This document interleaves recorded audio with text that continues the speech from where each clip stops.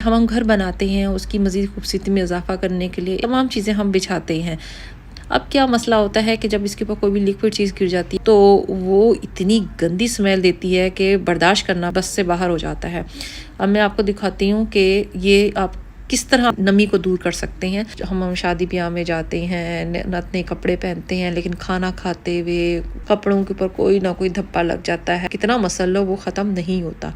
मैं अब आपको दिखाती हूँ। अस्सलाम वालेकुम, उम्मीद है सब लोग खैरियत से होंगे। अल्लाह आप लोगों को खुश और आबाद रखिए। ये खूबसूरत से घर का एक खूबसूरत सा कमरा मैं दिखा रही हूँ। इस दुआ के साथ अल्लाह ताला हर तलबगार को उसका घर अता फरमाए, आमीन। ठीक है, हम घर बनाते हैं, उसकी मज़ीद खूबसूरती में इजाफा करने के लिए ईरानी कालीन, टर्किश कालीन, ये तमाम चीज़ें हम बिछाते हैं जो उसके घर की मज़ीद खूबसूरती में इजाफा करते हैं। अब क्या मसला होता है कि जब इसके ऊपर कोई भी लिक्विड चीज़ गिर जाती है, कोई सालन गिर जाता है, कोई दूध, पानी, कोई भी लिक्विड चीज़ गिर जाती है, तो वो वैक्यूम कर लो, उसे ब्रश कर लो, कुछ भी करो, वो इस तरह ड्राई नहीं होता। क्या होता है, उसके अंदर थोड़ी सी भी कारपेट के अंदर कोई नमी रह जाती है ना, तो वो इतनी गंदी स्मेल देती है कि बर्दाश्त करना बस से बाहर हो जाता है।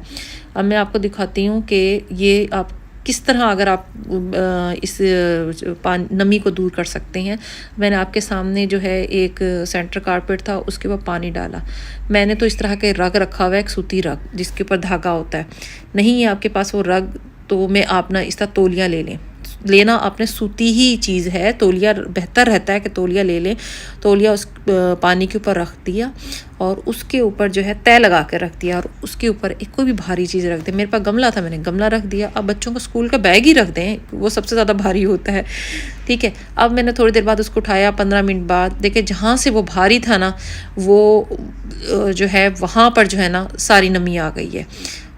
सूती कपड़े के ऊपर सूती धागे ने अपने अंदर सारा ऑब्जर्व कर लिया। लो जी, ये साफ़ हो गया ना।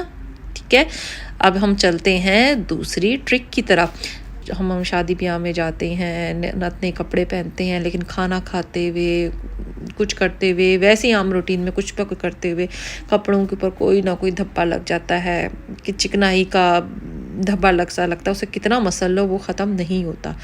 मैं अब आपको दिखाती हूँ कि मैंने एक कपड़ा लिया और उसके ऊपर आपके सामने मैं ऑयल डाल रही हूँ। कोई सा भी ऑयल डाल सकते हैं, इसमें कुकिंग ऑयल भी हो सकता था, कुछ भी हो सकता था। मैंने एक दफ़ा इस पर मस्टर्ड ऑयल डाल लिया। ऑयल होता है, मकसद उस कपड़े को मैंने चिकना करना था। करने के बाद मैं इसको थोड़ी देर के लिए देखें, उसको जज्ब करने की कोशिश करती हूँ। जैसे ही जो है ना जज्ब कर लेता है कपड़े के अंदर, क्योंकि आप किसी फंक्शन वगैरह में होते हो, फ़ौरन तो आप ये सोल्यूशन नहीं निकाल सकते ना, वो तो थोड़ी देर में जज्ब कर लेता है कपड़े के अंदर। देखें ये जज्ब हो गया। अब इसके ऊपर मैंने क्या किया, एक पाउडर लिया। पाउडर किसी भी किस्म का ले लें, कोई ब्रांड वगैरह का कोई मसला नहीं है, कोई लोकल सा सादा सा कुछ भी ले लें। अब उसके ऊपर इसमें लालच नहीं करना कि थोड़ा सा पाउडर लगाना, लेप कर देना ऊपर अच्छी तरह कि चिकनाई बिल्कुल ख़त्म हो जाए, उसकी तह बिछा देनी है। और ये लगाने के बाद आपने इसको 10-15 मिनट के लिए, 20 मिनट के लिए, थोड़ी देर के लिए आप उसको रख कर छोड़ दें। अब आपने क्या करना है, किसी भी चीज़ से जो है ना वो पाउडर उतारना है। पाउडर अब अकेला पाउडर नहीं रहा, पाउडर ने सारी जो चिकनाई है ना वो अपने अंदर समोली। देखें कैसा उतर रहा है ये पाउडर, जो है ना उसने सारी चिकनाई अपने अंदर ले ली। अब मैं उसको धोती हूँ। रेशमी कपड़ा होता है ना, कोशिश करें उसे साबुन से धोया करें, डिटर्जेंट से ना धोया करें।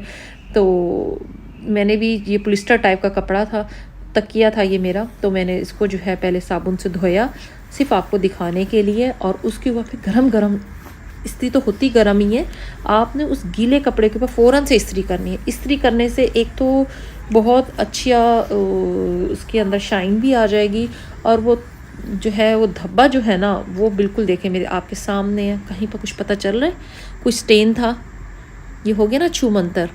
उम्मीद है आप लोग इसे देख के खुश होंगे। अब मुझे इजाज़त दीजिए, अल्लाह हाफिज़।